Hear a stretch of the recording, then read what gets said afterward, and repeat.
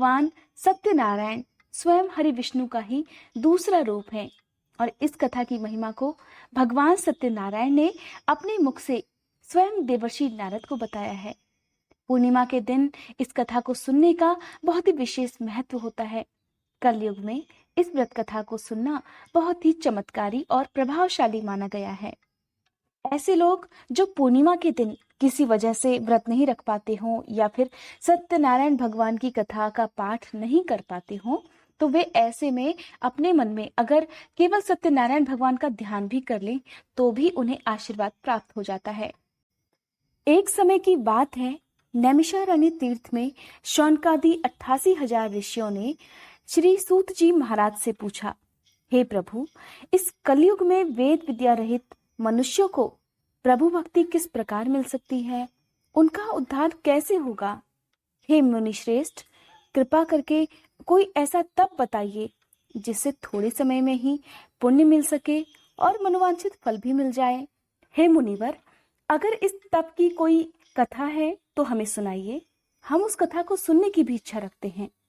तब सर्व शास्त्रों के ज्ञाता सूत जी बोले, हे वैष्णवों में पूज्य, आप सभी ने प्राणियों के हित की बात पूछी है, इसलिए मैं एक ऐसे श्रेष्ठ व्रत को आप लोगों को बताऊंगा जिसे नारद जी ने लक्ष्मी नारायण जी से पूछा था और लक्ष्मीपति ने मुनि श्रेष्ठ नारद जी से कहा था, आप सब इसे ध्यान से सुनिए। एक समय की बात है, योगीराज नारद जी दूसरों के हित की इच्छा लिए अनेकों लोकों में घूमते हुए मृत्युलोक में आ पहुंचे। यहाँ उन्होंने अनेक योनियों में जन्मे प्रायः सभी मनुष्यों को अपने कर्मों द्वारा अनेकों दुखों से पीड़ित देखा। उनका दुख देखकर नारद जी सोचने लगे कि कैसा यत्न किया जाए जिसके करने से निश्चित रूप से मानव के दुखों का अंत हो जाए। मन में ऐसा विचार कर वह विष्णुलोक को गए। वहां देवों के ईश नारायण की स्तुति करने लगे, जिनके हाथों में शंख, चक्र, गदा और पद्म थे। गले में वे वरमाला पहने हुए थे। उनकी स्तुति करते हुए नारद जी बोले, हे भगवान, आप अत्यंत शक्ति से संपन्न हैं। मन तथा वाणी भी आपको नहीं पा सकती है। आपका आदि, मध्य, अंत भी नहीं है। निर्गुण स्वरूप सृष्टि के कारण आप भक्तों के सभी दुखों को भी दूर करने वाले हैं। हे प्रभु, आपको मेरा नमस्कार है। नारद जी की स्तुति सुनकर विष्णु भगवान बोले, हे मुनिश्रेष्ठ, आपके मन में क्या बात है? आप किस काम के लिए पधारे हैं? हे मुनिवर, आपके मन में जो भी है उसे निसंकोच कहो। इस पर नारद मुनि बोले कि मृत्युलोक में अनेक योनियों में जन्मे मनुष्य अपने कर्मों के द्वारा अनेक दुखों से दुखी हो रहे हैं।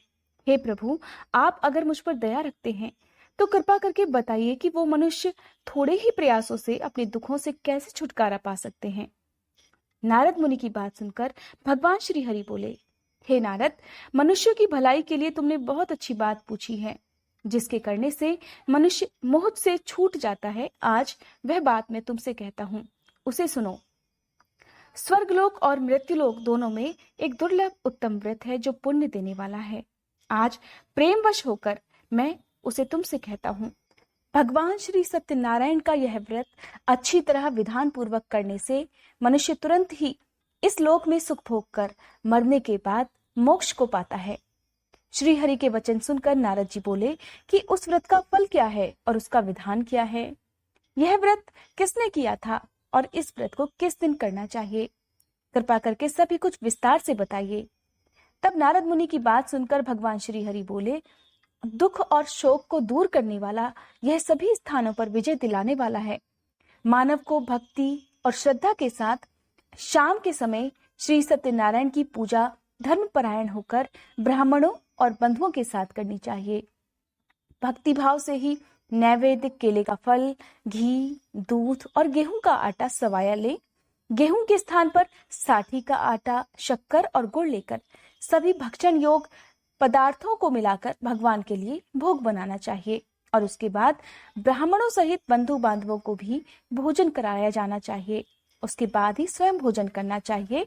भजन कीर्तन के साथ भगवान की भक्ति में लीन हो जाना चाहिए।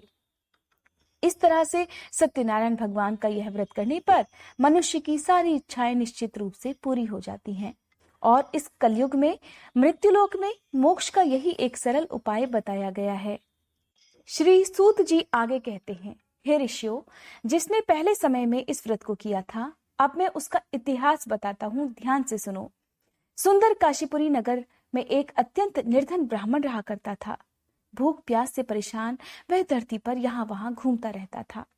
ब्राह्मणों से प्रेम करने वाले भगवान ने एक दिन ब्राह्मण का वेश धारण करके उसके पास जाकर पूछा, हे ब्राह्मण, रोज तुम दुखी होकर धरती पर ऐसे क्यों घूमते हो? वह दीन ब्राह्मण बोला, मैं निर्धन ब्राह्मण हूँ, भिक्षा के लिए धरती पर घूमता हूँ। हे भगवान, अगर आप इसका कोई उपाय जानते हो तो बताइए। वृद्ध ब्राह्मण कहने लगे, सत्यनारायण भगवान मनोवांछित फल देने वाले हैं, इसलिए तुम उनकी पूजा करो। इसे करने से मनुष्य सभी दुखों से मुक्त हो जाता है। वृद्ध ब्राह्मण बनकर आए सत्यनारायण भगवान उस निर्धन ब्राह्मण को व्रत का सारा विधान बताकर अंतर्ध्यान हो गए। वह ब्राह्मण मन ही मन सोचने लगा कि जिस व्रत को वृद्ध ब्राह्मण करने को कहकर गया है, मैं उसे अवश्य करूंगा। ऐसा निश्चय करने के बाद उसे रात में नींद नहीं आई। वो सवेरे उठकर सत्यनारायण भगवान के व्रत का निश्चय करके भिक्षा के लिए चला गया। उस दिन निर्धन ब्राह्मण को भिक्षा में बहुत सारा धन मिला, जिससे उसने बंधु बांधवों के साथ मिलकर श्री सत्यनारायण भगवान का व्रत संपन्न किया। व्रत संपन्न करने के बाद वह निर्धन ब्राह्मण हर तरह के दुखों से छूट गया और अनेक प्रकार की संपत्तियों से युक्त हो गया। उस समय से वह ब्राह्मण हर माह इस व्रत को करने लगा। इस तरह सत्यनारायण भगवान के व्रत को जो मनुष्य करेगा, वह सभी प्रकार के पापों से छूटकर मोक्ष को प्राप्त हो जाएगा। जो भी मनुष्य इस व्रत को करेगा, उसके सभी दुख दूर हो जाएंगे। सूत जी बोले कि इस तरह से नारद जी से नारायण जी का कहा हुआ श्री सत्यनारायण व्रत मैंने तुमसे कहा। हे विप्रो, अब मैं और क्या कहूं? तब ऋषि बोले, हे मुनिवर, संसार में उस विप्र से सुनकर और किस किस ने इस व्रत को किया, हम सब इस बात को सुनना चाहते हैं। इसके लिए हमारे मन में श्रद्धा का भाव है। तब सूत जी बोले, हे मुनियों, जिस जिसने इस व्रत को किया है वह सब सुनो। एक समय वही विप्र धन और ऐश्वर्य के अनुसार अपने बंधु बांधवों के साथ इस व्रत को करने के लिए तैयार हो गया। उसी समय एक लकड़ी बेचने वाला बूढ़ा आदमी आया और लकड़ियां बाहर रखकर अंदर ब्राह्मण के घर में गया। प्यास से दुखी वह लकड़हारा उनको व्रत करते देखकर विप्र को नमस्कार कर पूछने लगा कि ये सब आप लोग क्या कर रहे हैं और इसे करने से क्या फल मिलेगा? कृपा करके मुझे भी बताइए। तब ब्राह्मण ने कहा कि यह सब मनोकामनाओं को पूरा करने वाला भगवान सत्यनारायण का व्रत है और इनकी कृपा से ही मेरे घर में धन धान्य की वृद्धि हुई है। विप्र से सत्यनारायण व्रत के बारे में जानकर लकड़हारा बहुत प्रसन्न हुआ। वह चरणामृत लेकर और प्रसाद खाने के बाद अपने घर गया। लकड़हारे ने अपने मन में संकल्प लिया कि आज लकड़ी बेचने से जो धन मिलेगा, मैं उसी से श्री सत्यनारायण भगवान का व्रत करूंगा। मन में ऐसा विचार लेकर वह बूढ़ा आदमी सिर पर लकड़ियां रखकर उस नगर में बेचने गया जहां धनी लोग ज्यादा रहते थे। उस नगर में उसे अपनी लकड़ियों का दाम पहले से 4 गुना अधिक मिला। वह बूढ़ा खुशी के साथ दाम लेकर केले, शक्कर, घी, दूध और दही के साथ साथ गेहूं का आटा लेकर भगवान सत्यनारायण के व्रत की अन्य सामग्रियां लेकर अपने घर पहुंच गया। वहां उसने अपने बंधु बांधवों को बुलाकर विधि विधान से सत्यनारायण भगवान की पूजा की और व्रत किया। इस व्रत के प्रभाव से वह बूढ़ा लकड़हारा धन, पुत्र आदि से युक्त होकर संसार के समस्त सुख भोग कर अंत काल में वैकुंठ धाम चला गया। श्री सूत जी महाराज आगे बोले, हे श्रेष्ठ मुनियों, अब आगे की कथा कहता हूँ। पहले समय में उल्कामुख नाम का एक बुद्धिमान राजा था। वह सत्यवक्ता और जितेंद्रिय था। वह रोज मंदिरों में जाता और निर्धनों को धन देकर उनके सभी कष्ट दूर करने का प्रयास करता था। उसकी पत्नी कमल के समान मुख वाली और सती साध्वी थी। भद्रशीला नदी के तट पर दोनों ने सत्यनारायण भगवान का व्रत किया। उसी समय साधु नाम का एक वैश्य वहां आया।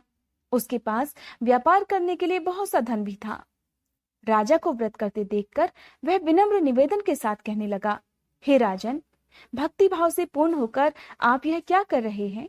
मैं सुनने की इच्छा रखता हूँ, कृपा करके आप मुझे बताइए। हे साधु, अपने बंधु बांधवों के साथ पुत्र की कामना के लिए मैं एक सर्वोत्तम व्रत का, जिसे सत्यनारायण भगवान का व्रत कहते हैं, पूजन कर रहा हूँ।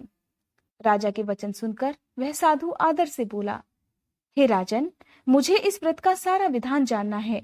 मुझे आप बताइए। आपके कहे अनुसार मैं भी इस व्रत को करूंगा। मेरी कोई भी संतान नहीं है और इस व्रत को करने से निश्चित रूप से मुझे संतान की प्राप्ति होगी। और तब राजा से व्रत का सारा विधान सुनकर व्यापार से निवृत्त होकर वह व्यापारी अपने घर चला गया। साधु वैश्य ने अपनी पत्नी को संतान देने वाले इस व्रत का वर्णन कह सुनाया और कहा, जब मेरी संतान होगी तब मैं इस व्रत को जरूर करूंगा। साधु ने इस तरह के वचन अपनी पत्नी लीलावती से कहे। एक दिन लीलावती पति के साथ आनंदित होकर सांसारिक धर्म में प्रवृत्त होकर सत्यनारायण भगवान की कृपा से गर्भवती हो गई। 10वें महीने में उसके गर्भ से एक सुंदर कन्या ने जन्म लिया और वह कन्या दिनों दिन ऐसे बढ़ने लगी जैसे शुक्ल पक्ष का चंद्रमा बढ़ता है। माता पिता ने अपनी कन्या का नाम कलावती रख दिया। एक दिन लीलावती ने अपने पति को सत्यनारायण भगवान के व्रत का संकल्प याद दिलाया और उसे करने के लिए कहा। तो साधु बोला, हे प्रिय, इस व्रत को मैं अपनी कन्या के विवाह के अवसर पर करूंगा।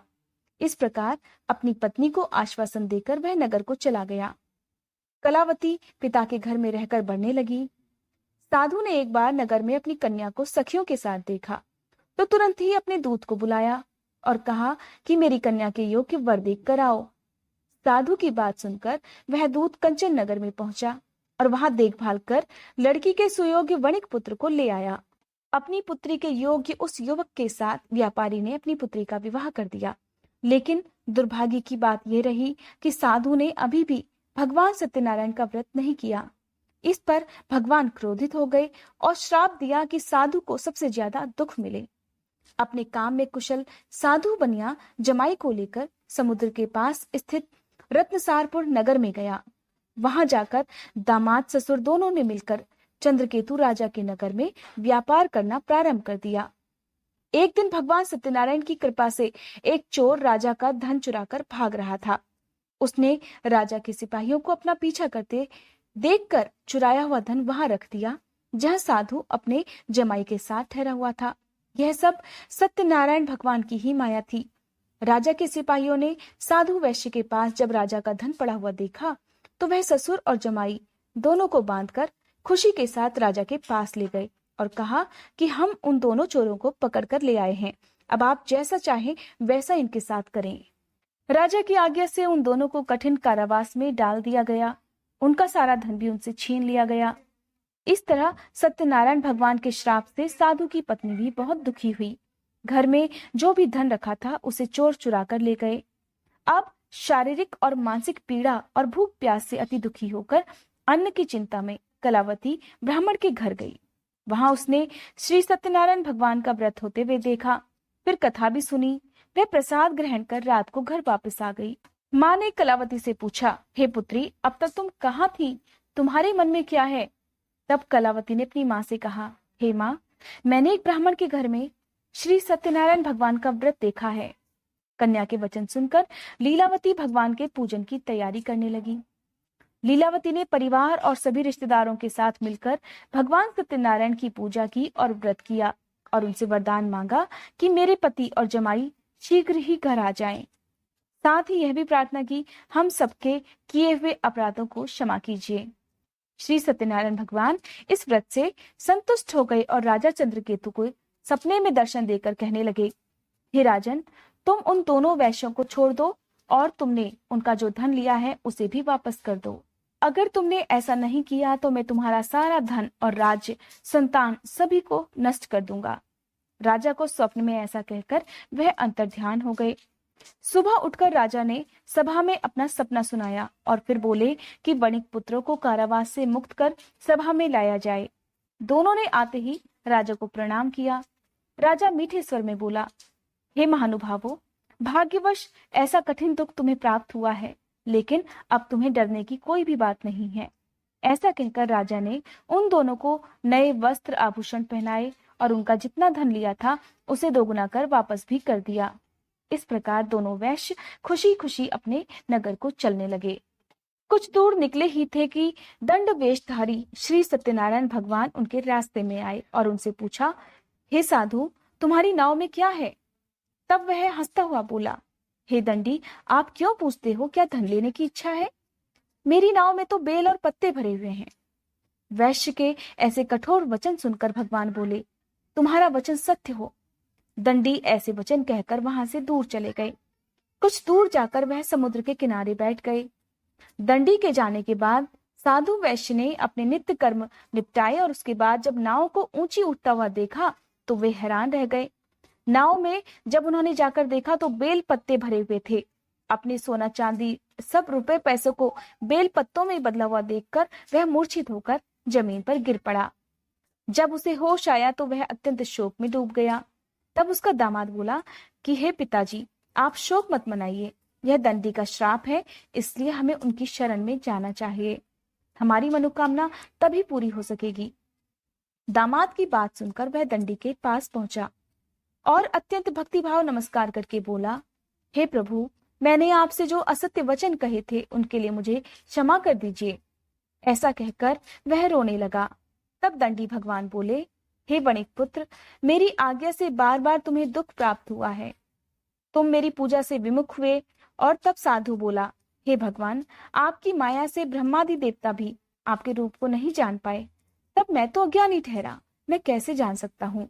हे प्रभु, अब आप कृपा करके मुझ पर प्रसन्न हो जाइए। मैं अपनी सामर्थ्य के अनुसार आपकी पूजा करूंगा। हे प्रभु, मेरी रक्षा कीजिए और पहले की तरह मेरी नौका में धन भी भर दीजिए। साधु वैश्य के विनम्र वचन सुनकर भगवान प्रसन्न हो गए और उसकी इच्छा अनुसार वरदान देकर अंतर्ध्यान हो गए। ससुर जमाई जब नाव पर आए तो नाव धन से भरी हुई थी। वहीं अपने दूसरे साथियों के साथ मिलकर भगवान सत्यनारायण की पूजा की और अपने नगर को चल दिए। जब नगर के नजदीक पहुंचे तो दूत को घर पर खबर करने के लिए भेज दिया। दूत साधु की पत्नी को प्रणाम कर कहने लगा कि मालिक अपने दामाद सहित नगर के निकट आ गए हैं। दूत की बात सुनकर साधु की पत्नी लीलावती ने बड़े हर्ष के साथ सत्यनारायण भगवान की पूजा कर अपनी पुत्री कलावती से कहा, मैं अपने पति के दर्शन करने को जा रही हूँ, तुम भी जल्दी जल्दी आ जाना। माँ के ऐसे वचन सुनकर कलावती जल्दी में प्रसाद छोड़कर अपने पति के पास मिलने के लिए चली आई। इस प्रकार प्रसाद का अपमान कर सत्यनारायण भगवान नाराज हो गए और नाव सहित उसके पति को पानी में डुबो दिया।